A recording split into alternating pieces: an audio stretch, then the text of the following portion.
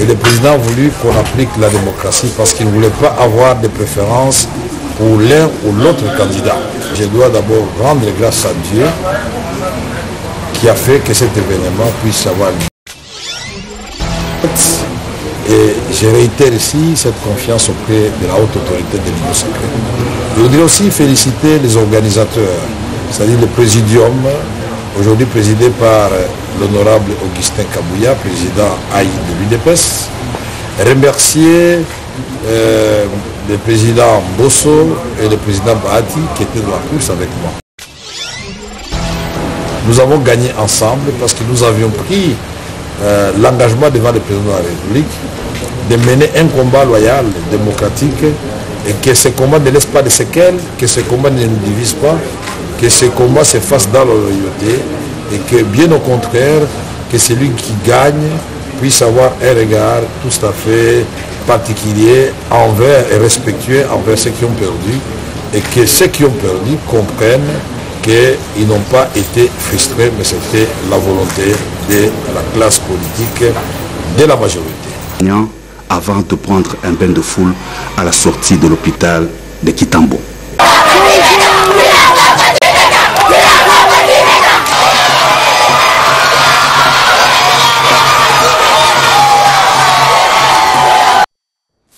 Juste après, le garant de la nation s'est rendu sur l'avenue Ngouma, dans la commune de Nguelema, en pleine réhabilitation depuis janvier dernier. Pas satisfait du résultat obtenu jusque-là, le président de la République a ordonné l'accélération de travaux afin de réouvrir dans un bref délai ces axes routiers très sollicités par la population. C'est un reportage de Fanegé Koufi et Coco Molicho. L'avenue Ngouma, principale artère qui relie le centre-ville au quartier résidentiel de l'ouest de la capitale, se trouve dans un état de délabrement très avancé. Fermée à la circulation depuis le début de l'année, non loin du carrefour Kitambo Magasin pour réhabilitation, cette route est loin d'être réparée. Le calvaire des automobilistes a affecté le premier citoyen du pays qui a décidé de vivre lui-même cette situation et prendre des mesures qui s'imposent. Le chef de l'État, Félix Antoine Tshisekedi Tshilombo, s'est rendu compte de la lenteur des travaux et de la mauvaise qualité des travaux d'aménagement des trottoirs pour piétons et autres caniveaux. Le président de la République a interpellé les entrepreneurs et instruit les équipes de l'OVD à faire diligence pour soulager la peine des populations des quartiers de l'ouest de la capitale. De Kitambo Magasin au Palais de Marbre, le chef de l'État a expérimenté la peine des conducteurs contraints à fréquenter les nids de poules aggravés par des travaux mal réalisés. Les travaux débutés avec trombe se sont estompés au fil du temps et l'entreprise ayant gagné ce marché de l'hôtel de ville a disparu. Comme si cela ne suffisait pas, les entrepreneurs ont fermé les autres voies de secours pour contraindre tout le monde à emprunter le bouchon de Ngouma. Les conséquences de cette situation sont très nombreuses. Carambolage de véhicules et mototaxis, énervement, stress et surtout le retard. Le cas de l'avenue Ngouma est symptomatique d'une situation assez généralisée dans la capitale.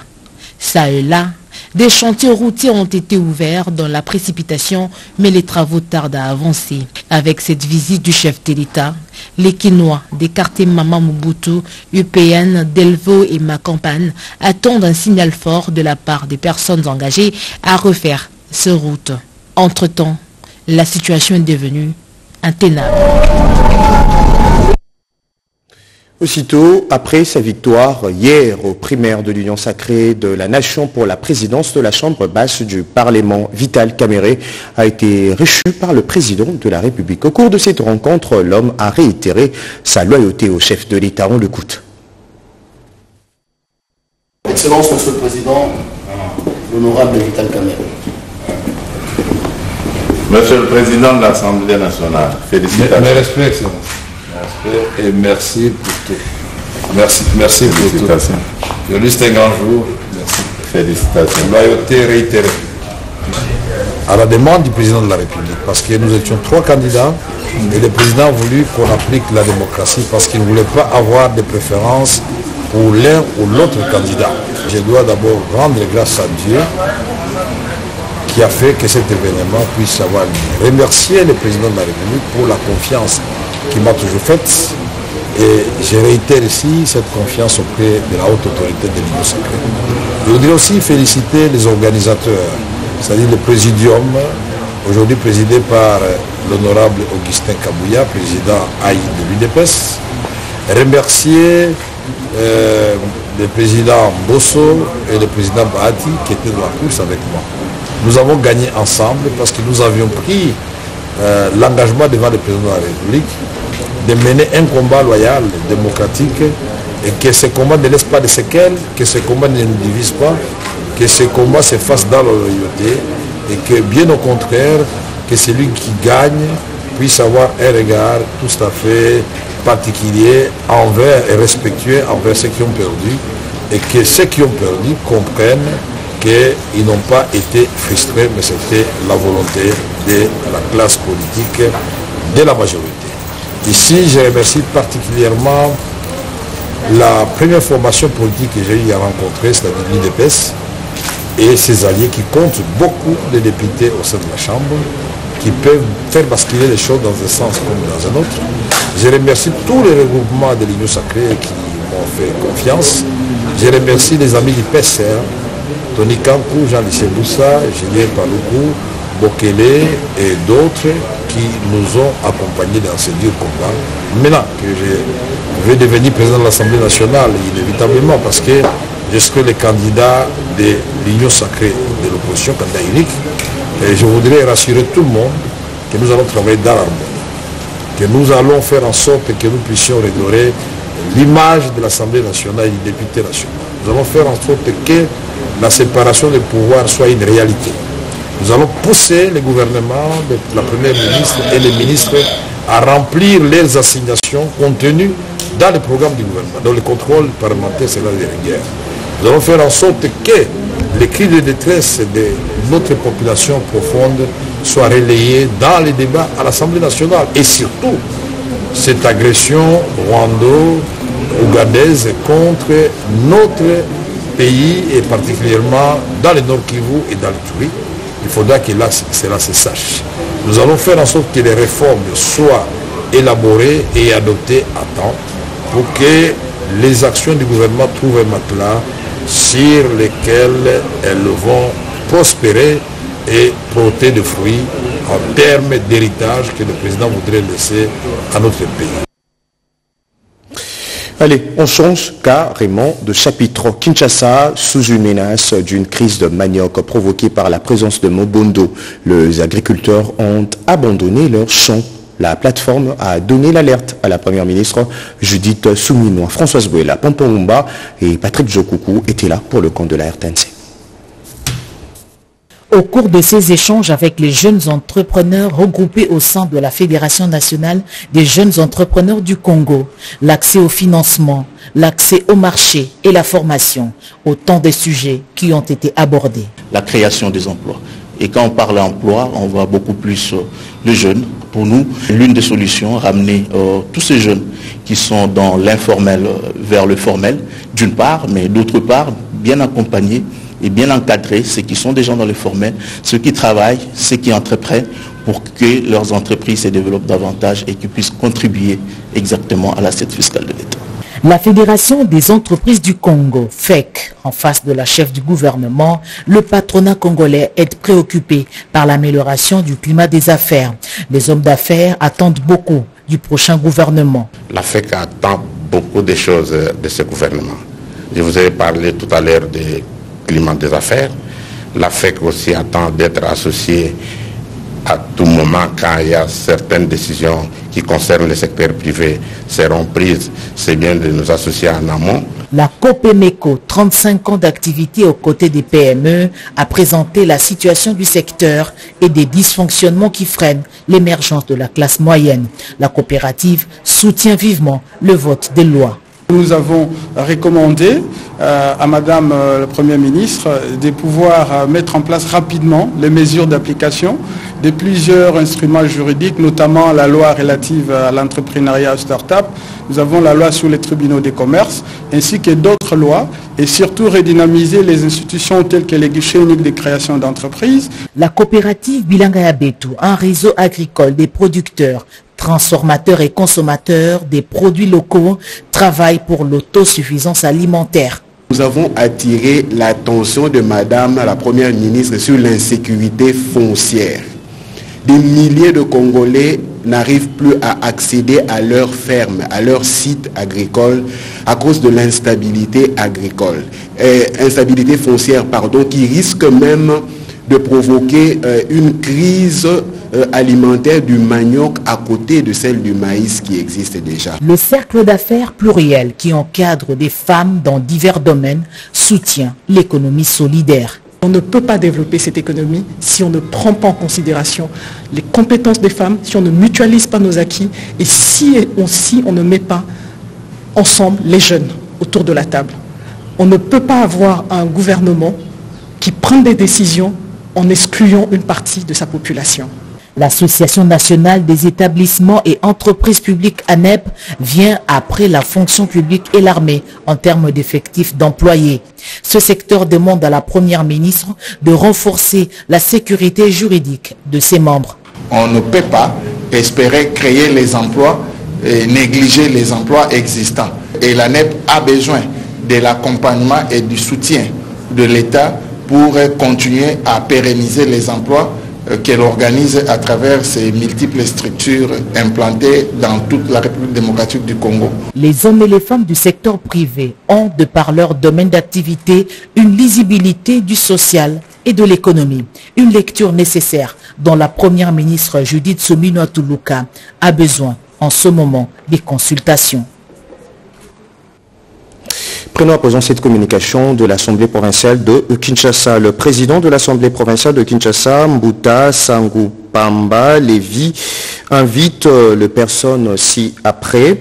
Le député national, le sénateur, le gouverneur de la ville, province de Kinshasa, le membre du bureau de l'Assemblée provinciale de Kinshasa, le député provincial et collègues, monsieur et madame le membre du gouvernement provincial de Kinshasa, le premier président de cour d'appel de Kinshasa, monsieur le procureur général près le cour d'appel de Kinshasa, monsieur le commandant de la 14e région militaire, monsieur le commissaire provincial de la police nationale congolaise, monsieur le directeur général de régie et services publics provinciaux de Kinshasa, monsieur et madame le bourgmestre, distingués invités à la cérémonie d'ouverture de la session ordinaire de mars 2024 qui aura lieu, c'est jeudi 25 avril 2024 à 10h de Kinshasa dans l'hémicycle de l'Assemblée provinciale de Kinshasa, situé sur l'avenue Colonel Ebea numéro 3554 dans la commune de la Gombe.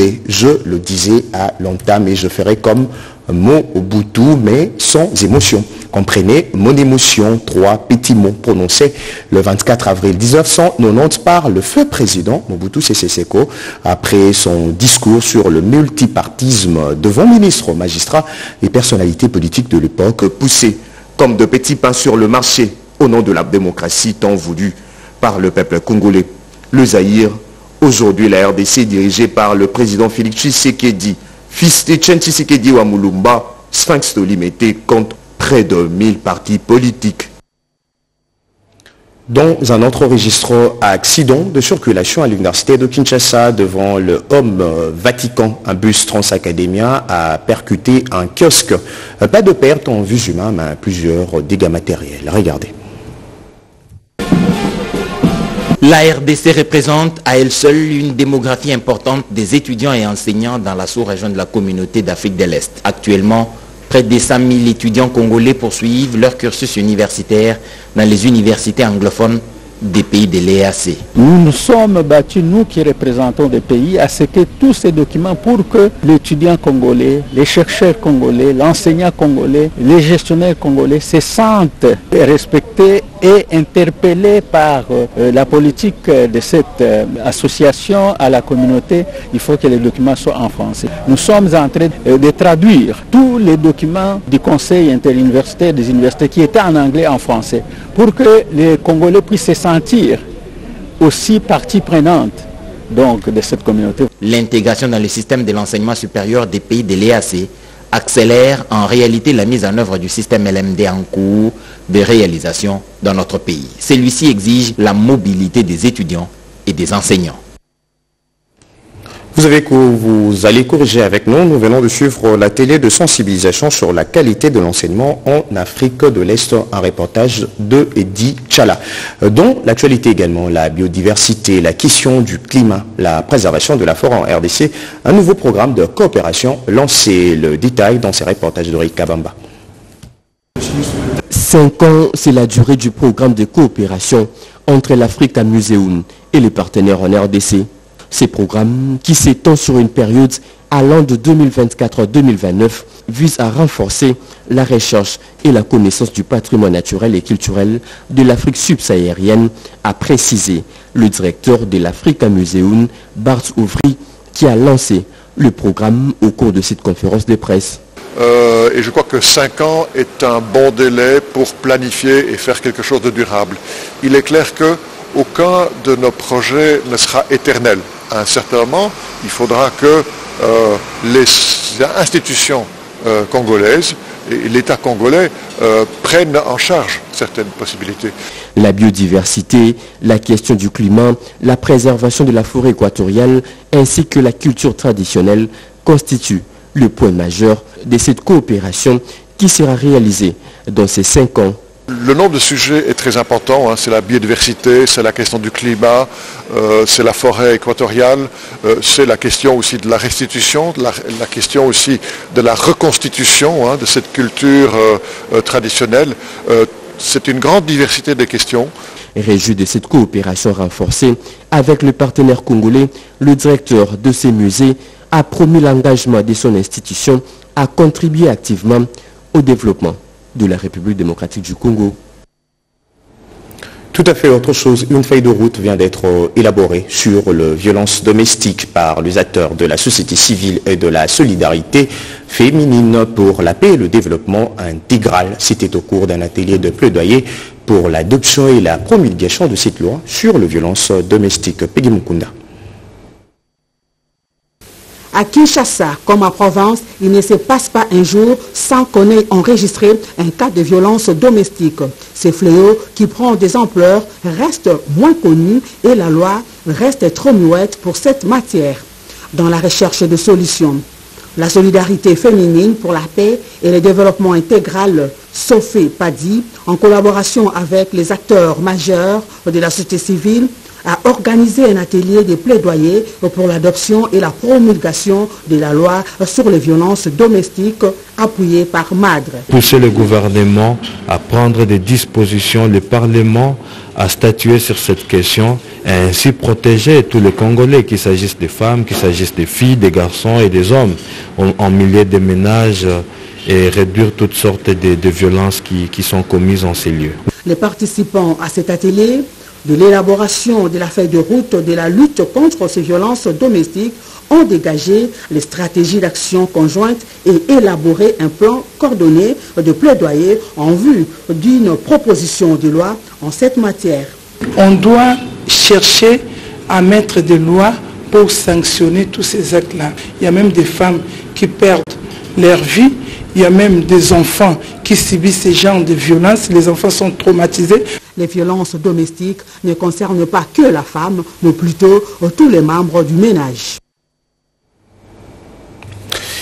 À la veille des élections sénatoriales et de gouverneur, Kinshasa veut bannir toute forme de discours de haine. C'est pourquoi une matinée de sensibilisation a été organisée. Christine Lenzo.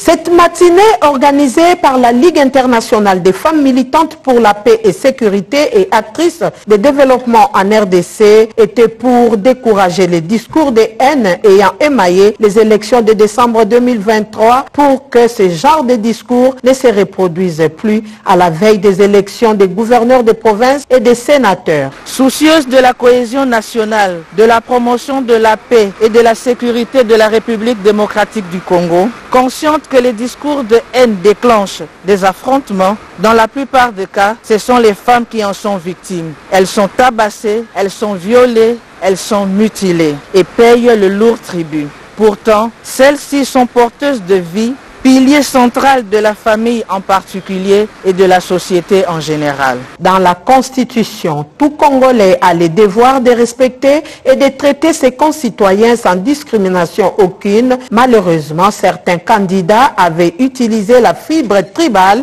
pour discréditer la partie adverse ou par manque d'arguments ou d'un programme convaincant, ils ont pris leur adversaire pour ennemi. D'où cet appel patriotique, lu ici par Maître Lisette Mavungu, présidente de WILF RDC. Lançons un appel patriotique à tous les acteurs, actrices, à toutes les militantes et militants des partis et regroupements politiques, aux autorités politico-administratives, aux médias, aux cours et tribunaux, aux institutions d'appui à la démocratie, de promouvoir un discours de paix et de cohésion nationale, de s'interdire de monter les tribus les unes contre les autres, de cesser d'instrumentaliser les jeunes en les entraînant dans les actes de haine tribale et de violence, d'éduquer et sensibiliser les militantes et militants à la culture de la paix.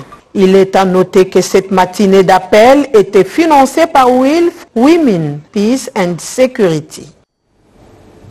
Toujours dans le même chapitre, l'Assemblée provinciale citoyenne dont le membre provient des organisations de société civile ont pris la responsabilité d'attirer l'attention des députés provinciaux de Kinshasa au sujet de la lourde charge qui leur incombe à travers le vote qui vont opérer au nom, oui, et pour le compte de la population. On écoute le rapporteur. Vous êtes sans ignorer que la population quinoise que vous représentez est écrasée par une multitude de problèmes, parmi lesquels la problématique du transport en commun et la réglementation du tarif, l'insécurité caractérisée par le banditisme urbain ou phénomène Kuluna, la criminalité organisée et le kidnapping. La spoliation des zones maraîchères qui nourrissent la population quinoise, la problématique de l'éclairage public, l'absence d'une usine de traitement et de révalorisation des déchets, le manque de parking public. Pour apporter des solutions aux problèmes susmentionnés, le gouverneur et le vice-gouverneur que vous allez élire doivent impérativement répondre au profil dont les éléments constitutifs sont la bonne moralité, la bonne gouvernance, la capacité de fédérer, le management efficace, l'éthique, la compétence, la rigueur, la discipline, le leadership humain, l'expérience administrative avérée. Par ailleurs, l'Assemblée provinciale citoyenne, qui exhorte la CENI à organiser un scrutin crédible, transparent et apaisé, reste vigilante et suivra de très près tous les actes que poseront les députés durant cette législature. Pour avoir de l'eau potable dans certains coins de l'Imété était devenu un combat de titans. À Mososo par exemple, les habitants vivaient un calvaire pour s'approvisionner de cette denrée rare. Une unité de production et d'approvisionnement a été inaugurée par un bienfaiteur qui vient soulager le peine de la population des coins de la capitale. Pascal Chichon.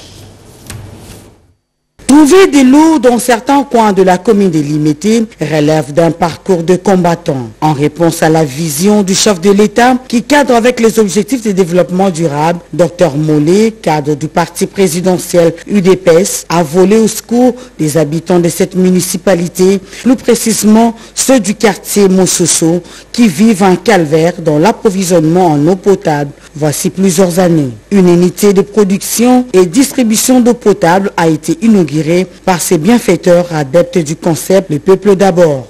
L'accès à un des services sociaux de base qui est l'eau.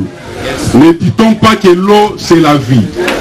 Si nous n'avons pas de l'eau, ça veut dire que nous ne pouvons pas avoir la vie.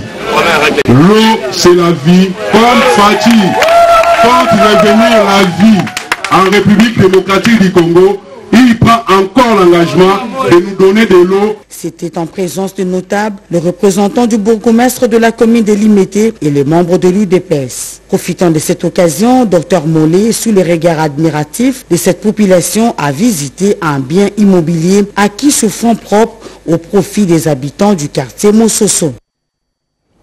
Parfois, la politique et les sports font route ensemble pour le grande rencontre future. La RDC poursuit la politique de construction des infrastructures sportives. Ces images vous dévoilent quelques réalisations. Yvette Mankontema. Mu par les soucis d'apporter un divertissement sain à sa population et surtout contribuer à la pratique rationnelle du sport dès le bas âge, le gouvernement de la République a résolu de construire des infrastructures sportives municipales dans certaines communes de Kinshasa avant de les dupliquer dans les provinces. L'école Babouda de Kinkole ainsi que le terrain Soukissa de la même juridiction seront érigés en... Soki nasengi omoko yo pesakanga na mituni te po nayebi ozali nzambe na nguya